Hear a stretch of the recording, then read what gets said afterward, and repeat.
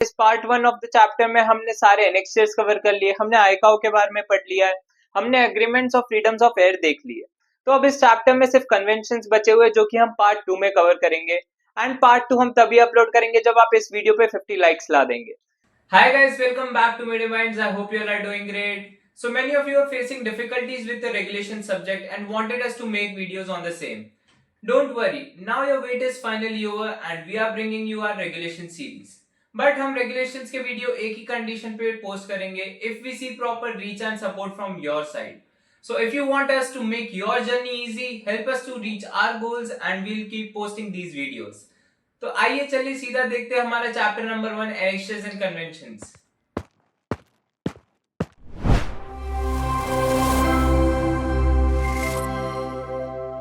तो अब पहला चैप्टर स्टार्ट करने से पहले हम ये सोचते हैं कि हमें रेगुलेशंस पढ़ना क्यों है। अब सपोज हम रोड पे गाड़ी चलाते हैं तो हमें ट्रैफिक रूल्स एंड रेगुलेशंस पता होने चाहिए। अब similarly if you are becoming a pilot तो तुम्हें ऑब्वियसली एयर के रूल्स एंड रेगुलेशंस पता होने चाहिए, सारे प्रोसीजर्स पता होने चाहिए, इसलिए it is important to read regulations. तो अब ये रूल्स एंड रेगुलेशंस बनाता कौन है? तो ये बेसिकली बनाता है आईकाओ।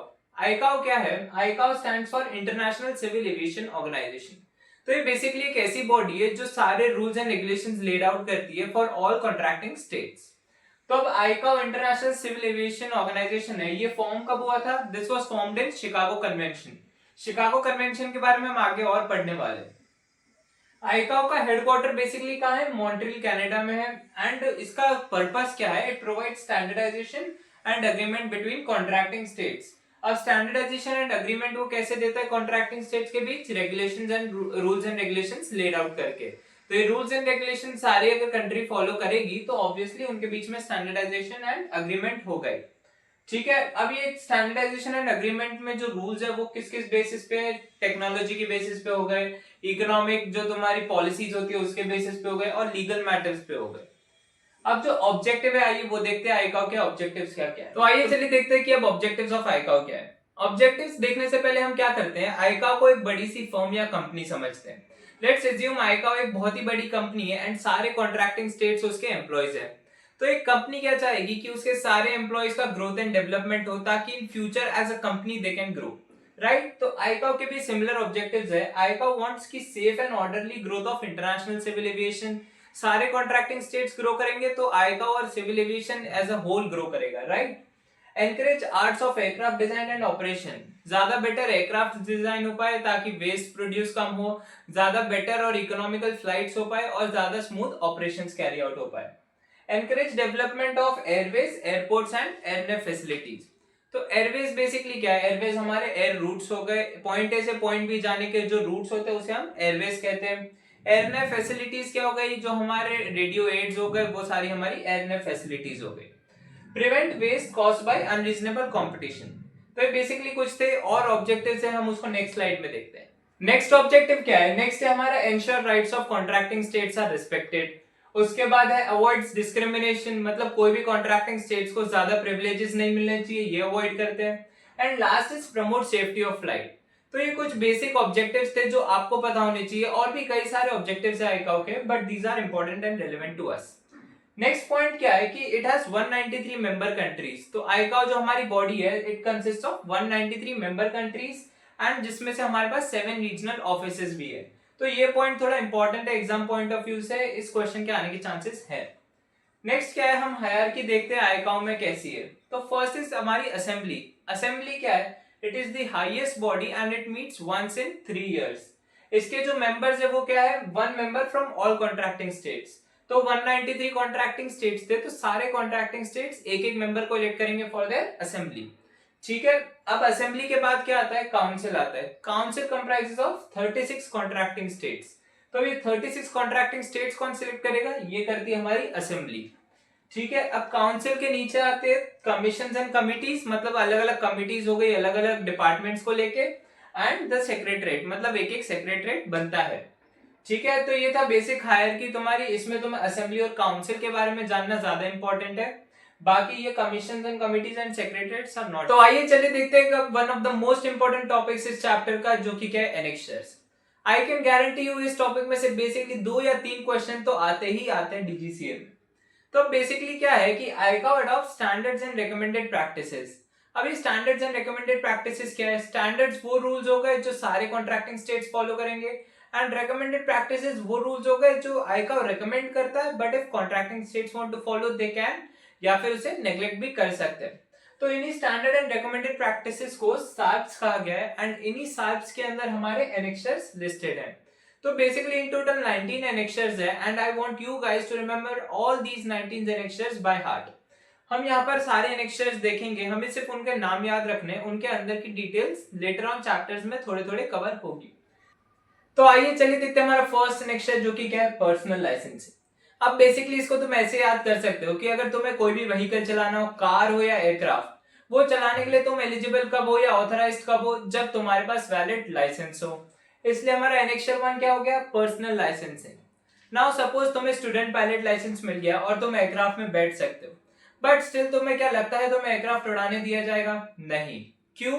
क्योंकि अभी भी तुम्हें सारे रूल्स नहीं पता है एयरक्राफ्ट को फ्लाई करने के, ऊपर इन एयर दूसरे एयरक्राफ्ट से कम्युनिकेट करने के, और क्या प्रोसीजर्स होते हैं। इसलिए हमारा सेकंड एनेक्सर क्या हो गया? Rules of air. तो पहला तुम्हें लाइसेंस चाहिए, सेकंड क्या चाहिए? तुम्हें रूल्स ऑफ एयर पता होने चाहिए।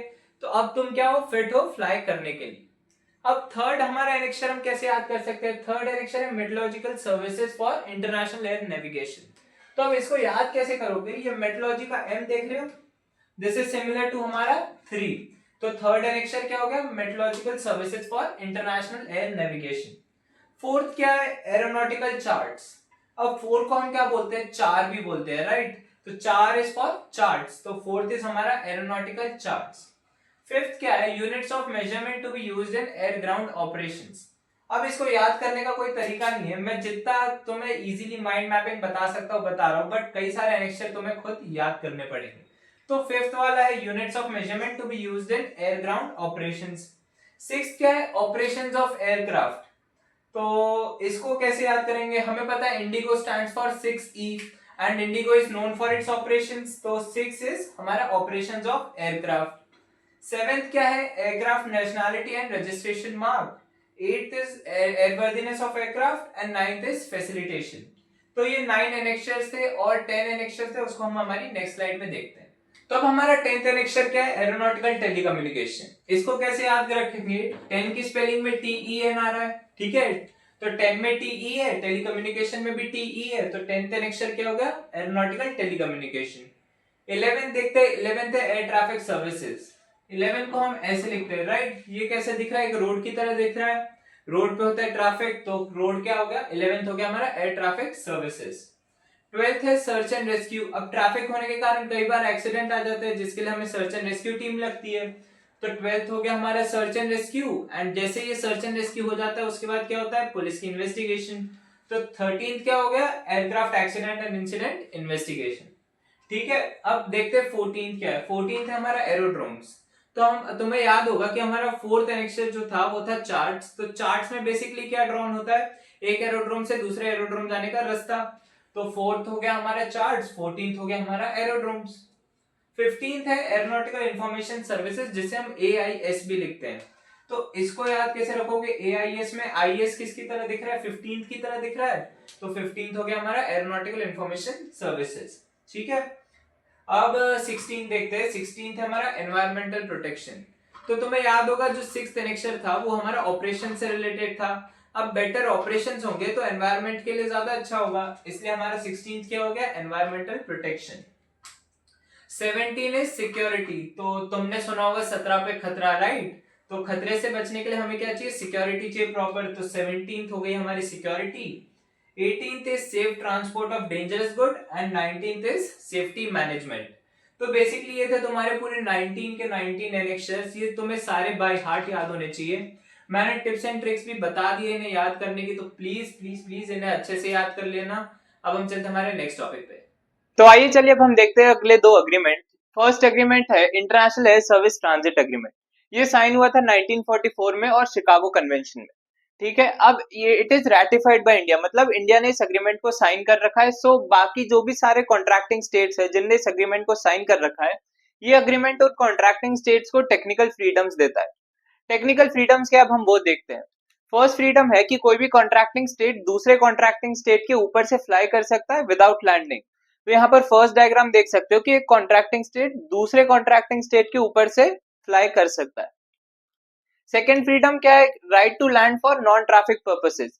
नॉन ट्रैफिक पर्पसेस क्या है कि अगर आपके एयरक्राफ्ट में फ्यूल खत्म हो रहा है, इमरजेंसी है, तो रिफ्यूलिंग के लिए आप लैंड कर सकते हो या फिर रिपेयरिंग के लिए लैंड कर सकते हो, बट आप कार्गो या पैसेंजर या मेल डिस्चार्ज या पिकअप करने के लिए लैंड नहीं कर सकते। तो बेसिकली यहाँ पर यही दिखाया हुआ है, ए से आप वापस अपने कॉन्ट्रैक्टिंग स्टेट एक से दूसरी जगह फ्लाई कर रहा है, बट वो बी पे लैंड नहीं कर सकता इफ नॉन ट्रैफिक पर्पसेस है तो उसको परमिशन है लैंड होने की। तो ये थी हमारी first two freedoms of air, और थ्री फ्रीडम्स ऑफ एयर है और सेकंड एग्रीमेंट है, वो हम अब देखते हैं। तो आइए चलिए देखते हैं अब हमारा नेक्स्ट एग्रीमेंट क्या है, इंटरनेशनल एयर ट्रांसपोर्ट एग्रीमेंट। तो बेसिकली ये वाला जो एग्रीमेंट है ये भी शिकागो में ही साइन हुआ था, तो शिकागो कन्वेंशन में ही साइन हुआ है और 1944 में हुआ है। अब मेजर इंपॉर्टेंट पॉइंट क्या है, it is not ratified by India. तो डीजीसीए में ये भी पूछ सकते हैं कि which agreement is ratified by India, या ये भी पूछ सकते हैं कि which agreement is not ratified by India. तो ये जो इंटरनेशनल एयर ट्रांसपोर्ट एग्रीमेंट है that is not ratified by India, तो इंडिया इसका सिग्नेटरी नहीं है, तो इससे मिलने वाली जो फ्रीडम्स ऑफ एयर है वो इंडिया नहीं मानता है। ठीक है, तो अब इससे मिलने वाली फ्रीडम्स ऑफ एयर को हम क्या कहते हैं, कमर्शियल फ्रीडम्स ऑफ एयर। तो आइए चलिए अब ये बची हुई तीनों फ्रीडम्स ऑफ एयर को देखते हैं। तो थर्ड फ्रीडम ऑफ एयर क्या है, the privilege to put down passenger mail cargo taken on in the territory of the state of nationality that the aircraft has. इसको अब सिंपल वर्ड्स में मैं बताना चाहूँ तो ऐसा अज्यूम करो कि जो तुम्हारा एयरक्राफ्ट है वो क्या है, यूएस का रजिस्टर्ड है। ठीक है, अब ये क्या कहना चाह रहा है कि यूएस रजिस्टर्ड एयरक्राफ्ट यूएस से पैसेंजर्स लेकर जा सकता है, और सपोज बी, जैसे बी हमारा दूसरा कॉन्ट्रैक्टिंग स्टेट है इटली, तो यूएस से वो पैसेंजर्स को ले जाकर इटली में ड्रॉप कर सकता है। तो ये क्या है, हमारी थर्ड फ्रीडम ऑफ एयर है। अब हम हमारी फोर्थ फ्रीडम ऑफ एयर देखते हैं क्या है, the privilege to take on passenger mail cargo destined for the territory of the state whose nationality aircraft has. तो अब इसमें क्या हो रहा है, अब यूएस का एयरक्राफ्ट इटली में जाके लैंड कर पा रहा था थर्ड फ्रीडम ऑफ एयर के कारण, तो फोर्थ में क्या हो रहा है कि यूएस का रजिस्टर्ड एयरक्राफ्ट इटली से पैसेंजर्स लेकर आ सकता है वापस यूएस के अंदर। तो ये हमारी फोर्थ फ्रीडम ऑफ एयर। ठीक है, अब फिफ्थ फ्रीडम ऑफ एयर क्या है, the privilege to take on passenger mail cargo destined for the territory of other contracting states take on passenger mail and cargo from second state destined for third. तो अब इसमें क्या हो रहा है, suppose ए हमारा क्या था, यूएस रजिस्टर्ड एयरक्राफ्ट था, बी क्या था, इटली वाला कॉन्ट्रैक्टिंग स्टेट था, सी को हम ग्रीस ले लेते हैं। ठीक है, तो अब ये क्या कह रहा है कि यूएस रजिस्टर्ड एयरक्राफ्ट ए से पैसेंजर, मतलब यूएस से पैसेंजर्स उठा के इटली में उन्हें ड्रॉप कर सकता है, फिर इटली से पैसेंजर्स पिकअप करके थर्ड प्लेस जो कि सपोज ग्रीस है वहां पर जाके उसे ड्रॉप कर सकता है। तो बेसिकली ये थी हमारी फिफ्थ फ्रीडम ऑफ एयर। तो ये हमारी फाइव फ्रीडम्स ऑफ एयर हो गई और दोनों एग्रीमेंट हो गए, ये बहुत ही इंपॉर्टेंट है दोनों एग्रीमेंट्स और सारी फ्रीडम्स ऑफ एयर, तो प्लीज इनको भी अच्छे से याद कर लेना। So guys that's all for this video. इस part one of the chapter में हमने सारे एनेक्सेस कवर कर लिए, हमने आईकाओ के बारे में पढ़ लिया है, हमने agreements of freedoms of air देख लिए। तो अब इस चैप्टर में सिर्फ कन्वेंशंस बचे हुए जो कि हम पार्ट टू में कवर करेंगे, एंड पार्ट टू हम तभी अपलोड करेंगे जब आप इस वीडियो पे 50 लाइक्स ला देंगे। सो प्लीज अगर आपको हमारा कंटेंट अच्छा लग रहा हो तो do like our videos, share it with your friends and don't forget to hit the subscribe button. And हमेशा की तरह अगर आपको कोई भी डाउट है तो feel free to comment down below, या फिर आप हमें इंस्टाग्राम पे भी टेक्स्ट कर सकते हैं। So thank you so much and let's meet on part 2 of regulations.